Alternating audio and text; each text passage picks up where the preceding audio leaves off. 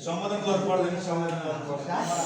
र हाम्रो चाहिँ यो अहिले चाहिँ दुईवटा चाहिँ बुनादिएको थियो प्रशिक्षकज्यूबाट प्रतिस्पर्धा कि पारस्परिकता भन्नेमा हामी चाहिँ प्रतिस्पर्धाबाट चाहिँ गएका छौँ। जस्तै कुनै पनि काम गर्दाखेरि उसले गर्छ कि भन्दा भन्दै डुब्छ भने प्रतिस्पर्धा भयो भने ओहो त्यो नमुना भयो, हामीलाई चाहिँ उसले त्यसलाई उसिन्नुपर्छ भन्ने एउटा चाहिँ क्षमता वृद्धि गराउने कसरी गराउने होइन। अब त्यो धारणा बसेको हुन्छ र चाहिँ सदस्य सङ्ख्या पनि त्यो चाहिँ संस्थामा बढाउने चाहिँ त्यसले राम्रो गरिरहेछ, सन्देश राम्रो जान्छ।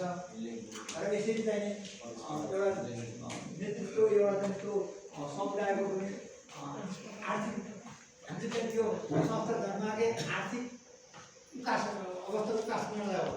त्यस हुनाले हामी अरूको चाहिँ संस्थाभन्दा आफ्नै चाहिँ संस्थामा अङ्कल एकदम राम्रो निकालिदिन्छु म। लोड गराउने होइन, उनीहरूलाई चाहिँ भन्दा केही राम्रो चाहिँ सुविधा दिएर पनि हाम्रो के अरे संस्थालाई अगाडि लानलाई वृद्धि गर्नु। अब पारस्परिकता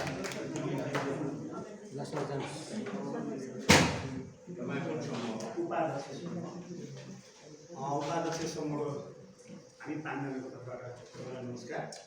यहाँ यो दुईवटा प्रतिस्पर्धा र पारस्परिकताको कुरा गर्दा अघि प्रतिस्पर्धाका तर्फबाट चाहिँ बोल्ने वक्ता साथीहरूमा कस्तो दुख्यो भने मैले जित्नै पर्छ भन्ने खालको भावना दिँदै पनि छ नि। त्यस्तो खालको चाहिँ अघि छुट्टै जित्नै पर्छ भन्ने भावना चाहिँ जागृत भएको छ नि। पारस्परिकता त होइन, मिलेर जानुपर्छ भन्ने भावना यहीँबाट देखियो, त्यहीँबाट प्रश्न निस्केको धेरै कुरा हो। अब यो